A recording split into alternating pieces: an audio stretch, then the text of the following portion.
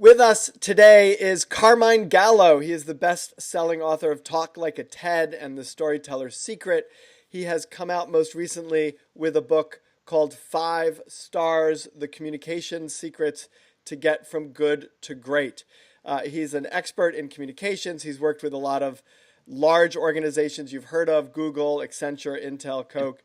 And he's here with us to share some tidbits and learnings from his latest book, 5 Stars. Carmine, welcome to the Bregman Leadership Podcast. Peter, thank you. Thank you very much for inviting me. I've seen you interview a number of luminaries recently, so I'm honored to be on your podcast. Well, we're glad to have you, so thanks so much. Carmine, there's like a trove of communication books out there, and I'm curious why you wrote this one. What distinguishes this? Like, what's the perspective that you're bringing to this one that for listeners who've read other books on communications would stand out as different? Well, many of the communication books and public speaking books that are popular today, many of them I've written. So, this is my passion, Peter. This is my passion, and I really don't think that. I think communication is such a gray area. You know this as well as I do. There's always something new to learn. The minute you say, I know everything there is to know about communication, public speaking, presentations, persuasion, I think you've stopped growing. I like to be a learn-it-all and not a know-it-all. So I've learned so much just in the last few years that have really advanced the way I think about this skill, communication, that we're talking about today, that I really wanted to put it in a book. And I realized that almost all of the stories, the approaches that I have in this book are very new and very different than the communication books I've written in the past.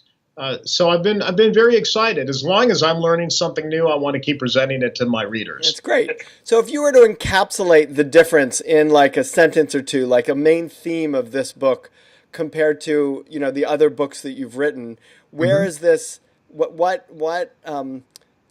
sort of bigger picture theme is this adding to the conversation around communication? I think it's significantly broader.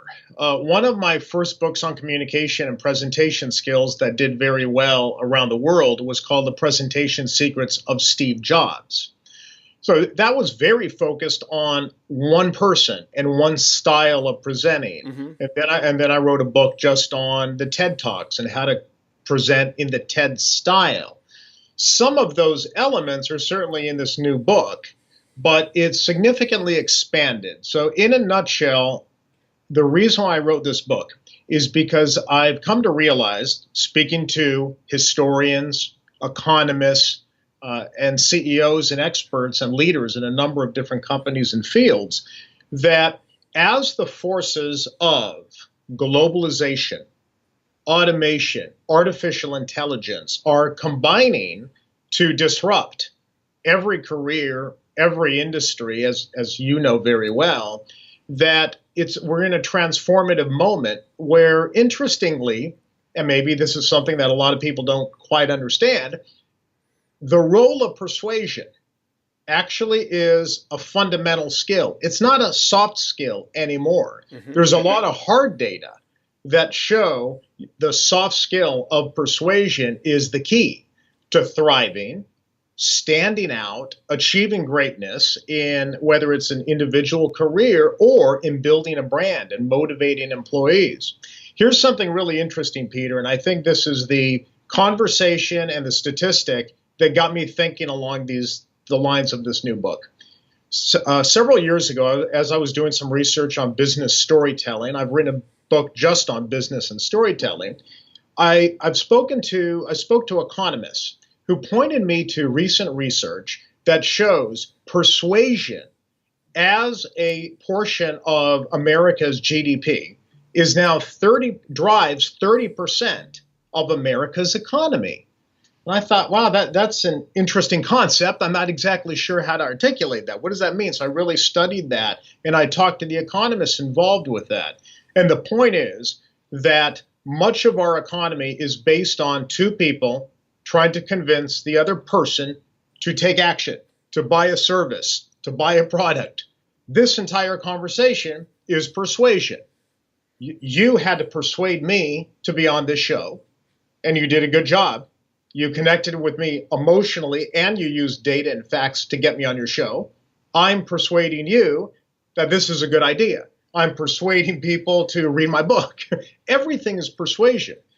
The entire economy, 30% is persuasion. That's never happened in our history, not in the agrarian age, not in the industrial age. And that portion is only going up. So within that, there are categories, leaders especially, whose most of their day is involved with some type of persuasion, motivating, selling, inspiring, explaining. If you can be a better communicator, if you can just have a little better skill, not a lot better, a little better at expressing your ideas, you significantly can enhance your success and your brand success and really stand out in any field. It's a really fascinating area. I have kind of a funny question that's coming to me right now, which is that a good thing? Like, is it a good thing that so much of our economy is based on persuasion? And I look at politics and I look at business and I look at so many situations in which I and other people are feeling sold to, and I feel like I'm selling, and I don't know. I'm just wondering as I'm listening to you, and I'm thinking, and I'm not questioning what you're saying. I think you're totally right. Yeah. What I'm questioning is, are we feeding a cycle that ultimately is almost dehumanizing because we're just pushing our perspective and learning how to do it more subtly and more skillfully, but in a way where we're not seeing the other. We're just trying to sell to them.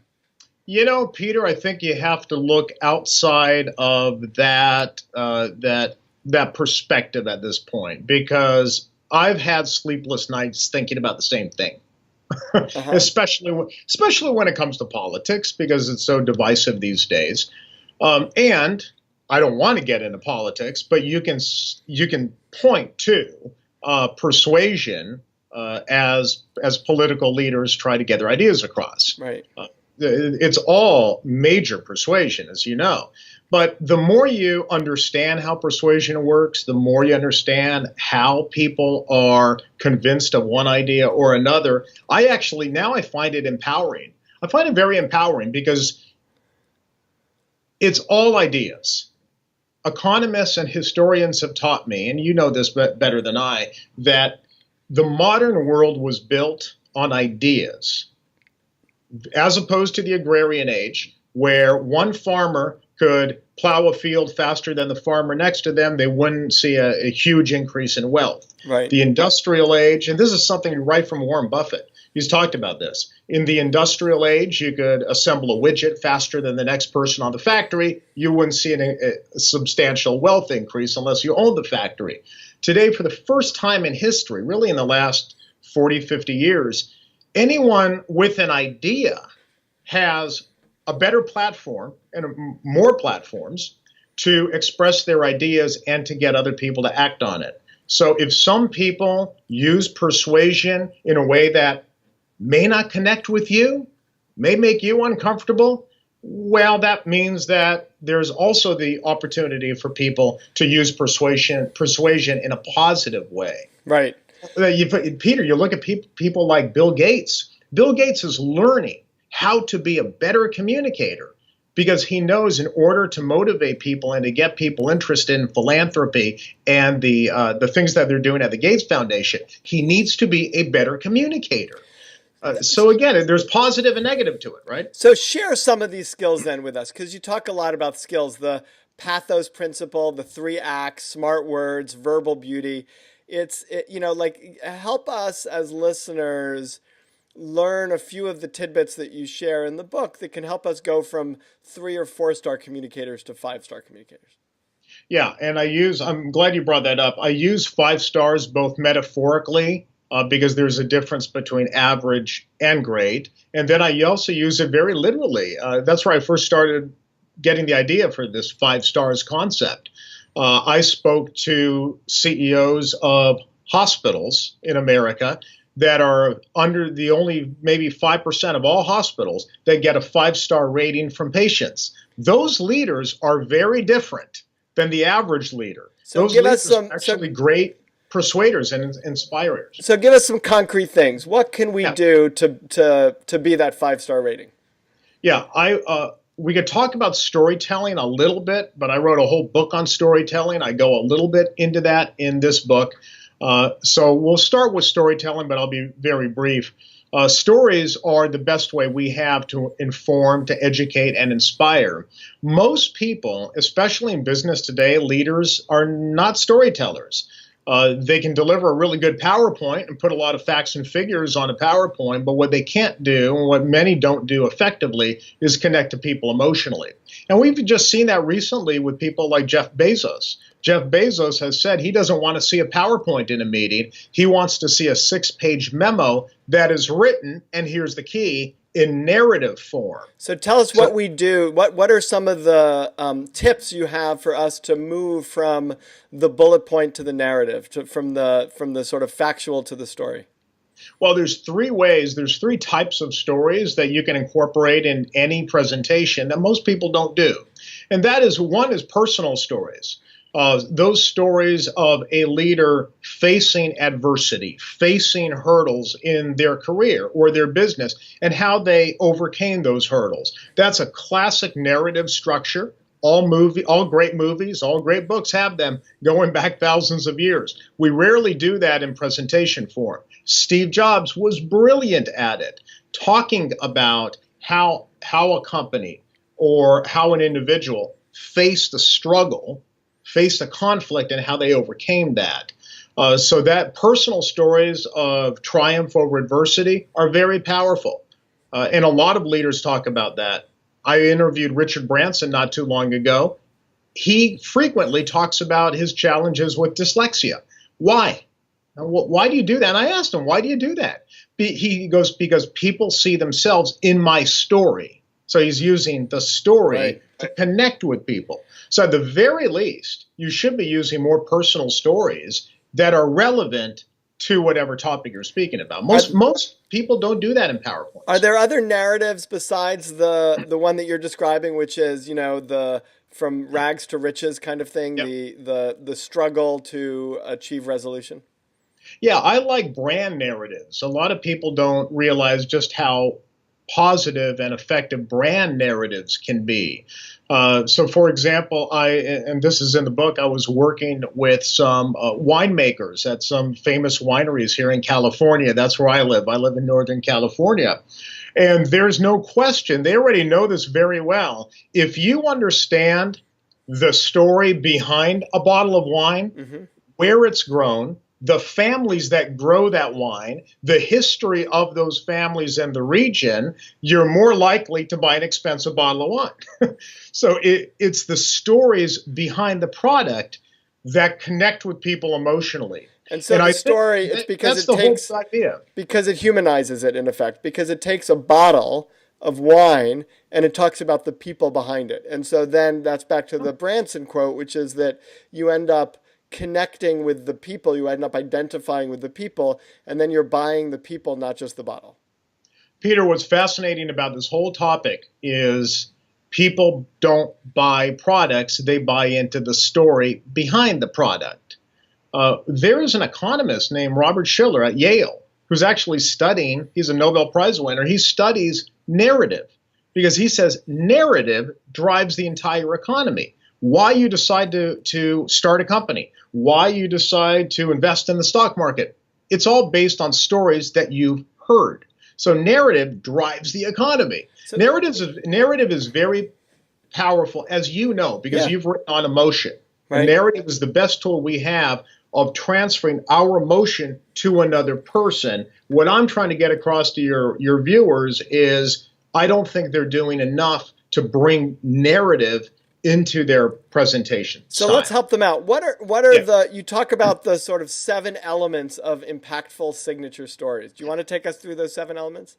Yeah, I won't take you through all 7. No, you could just sort of list, maybe a sentence about each to just give us a sense of, here's what you're going for. You want to tell great stories. Here's what you're going for.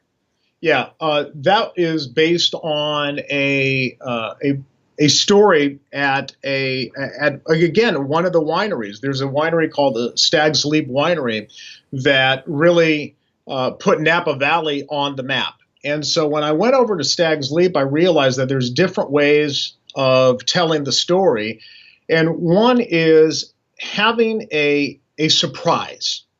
A surprise. That's one of the most important things that we need to get across out of this whole list, is not just telling the background, but telling part of a story that has a twist. It's the M. Night Shyamalan Right. area of talking about the story. So when I went to Stag's Leap Wine Cellars, for example, they talk about the history of the winery. They talk about the fact that they started when no one knew about Napa Valley, no one cared about California, because there's no way a California wine would ever be world class. Right. They were in 1976, there was something called the Judgment of Paris, where for the first time ever in a very prestigious event, a California Cabernet beat the French wines. The judges were so upset that they thought it had to be rigged. But there was a Time magazine reporter at the event who, if he had not written about it, it would have been lost to history. And it's that event that actually put Napa Valley on the map. So what I learned from them is that they teach all of them, and this is something that all leaders should know, they teach all of their employees, they teach all of the cast, right, to tell the Stag's Leap story of the Judgment of Paris. So a few things: you've got a little history, you've got interesting moments, but above all, you got a little shock or surprise. And what's interesting is that whole element of surprise is the element of narrative. That is what all great stories have to have. It has to have a little surprise or unpredictability. And Steve Jobs was, he was brilliant at that too. Yeah. He would introduce products and then he would kind of change it up, like in the 2007 iPhone introduction, right? Which I know you and your viewers know about, where he came out and he said, "We have 3 products today. We have 3 new products." Everyone was excited, and he went through every product and finally said, "Aren't you getting it? It's one product. And we're calling it the iPhone." Oh, surprise, shocks, novelty. Right. So that's the key to all great stories: is make sure you have a conflict. There has to be a little conflict. There has to be a hero, but above all, there has to be a surprise, a little twist that people aren't expecting, and that's what they'll remember. That's great. So you have conflict, you have a little bit of a surprise. What are some other elements that people can incorporate into their communication? There's a chapter that I haven't really written in other books, and this is fairly new to me because I wasn't really sure how to articulate it. I really believe that in order to get an idea across to the masses, it's really important to keep your content short, succinct, and simple. Use simple words. What does that mean, though? I mean, you've talked about that before, the simplicity. What does it mean to use simple words? Well, what shocked me, and I really had to stress test this, is that great leaders who communicate complexity can reduce the language to 3rd grade language. Mm-hmm. That was a surprise to me. I didn't believe it when I heard it. So I took some great presentations, like, again, I don't want to harp on Steve Jobs, but old Steve Jobs presentations. And I took it and I put the text into readability indexes. And you know what those are. Those are the readability software platforms that educators use to measure the readability of textbooks and to see what grade level they're in. So I put some of the presentations into those readability apps, and they turn out to be anywhere from 3rd to 6th grade reading levels. Right.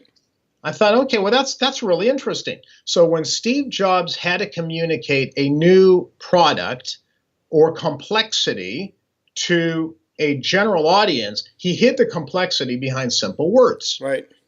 After I did that research, it just happened to land on my lap as I was writing the book.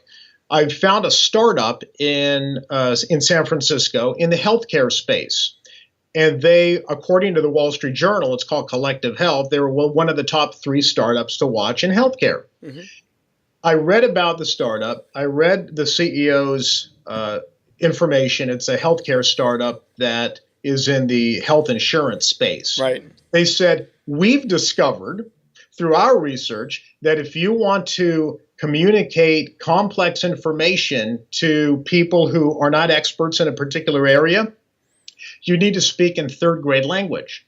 So they sent me, I wish I had them right here for you. I just thought of it. But they sent me brochures that they send to their customers and people who use their health finance material. It's all written in basic third grade language. And they teach their call center reps to answer questions in third grade language when it comes to healthcare. Yeah. It's very interesting. But that's really hard, Peter. Right. I tried to write the chapter on simple language, and I tried to condense it to third grade language. I think I got it down to about 6th grade. It's actually hard to do, right? Because you have to use simple words and you have to get to the point. Unlike what I'm doing now, which is kind of rambling, but you got to get to the point. It's actually hard to speak simply. I'm curious about your view of the role of listening in communication, because you don't talk about it a lot in the book. And my view is that's a very important element of both communicating and persuasion. And I'm curious to get your perspective around it. Not too long ago, no, you're right. I mean, I give I don't give enough time, I think, to listening. Maybe it's because I'm ADHD and I'm always talking. I don't know. Maybe it's that. I spoke not too long ago to a CEO of, well, everybody knows the company. It's Carnival Cruises. And it's the largest travel company in America, actually. At any one time, there's like 300,000 people at sea on one of Carnival's ships. So I spoke to Arnold Donald, who was actually a really hard CEO to get to because he's so busy. So I had a long conversation with him, and he apparently, based on all the information I've read, really turned around Carnival. It wasn't doing that well about 5 years ago, and he's completely turned it around. In terms of financials and profits and revenue and stock price, the whole bit. I said, what's the secret? Tell me, how do you motivate 120,000 employees to give exceptional service? Right? Those are the kind of questions I asked Peter. That's exactly what he went to. He said, actually, Carmine, communication does not begin with talking. It begins with listening. So he went on a listening tour when he became the CEO. And he did a lot more listening to everyone's gripes, everyone's problems, everybody's issues and concerns than he did talking. Mm-hmm. And so you're absolutely right. This whole idea of before you speak, before you present, you have to incorporate what you hear. That's a big part of communication, isn't it? Yeah. But that's the hard part. That's why there's only a few great leaders out there. I firmly believe there's only a few great leaders, because it's hard to be a good listener. It's hard to be a good communicator. It's hard to take complexity and make it easy to understand. It's hard to motivate. It's hard to inspire. But I believe that by reading the kind of books that we write, by studying the kind of leaders that are exceptional, that there are very, very concrete lessons that we could all take away from those people. Carmine Gallo, his latest book is 5 stars, The Communication Secrets to Get from Good to Great. Carmine, thanks so much for being on the Bregman Leadership Podcast. You bet. Thank you, Peter.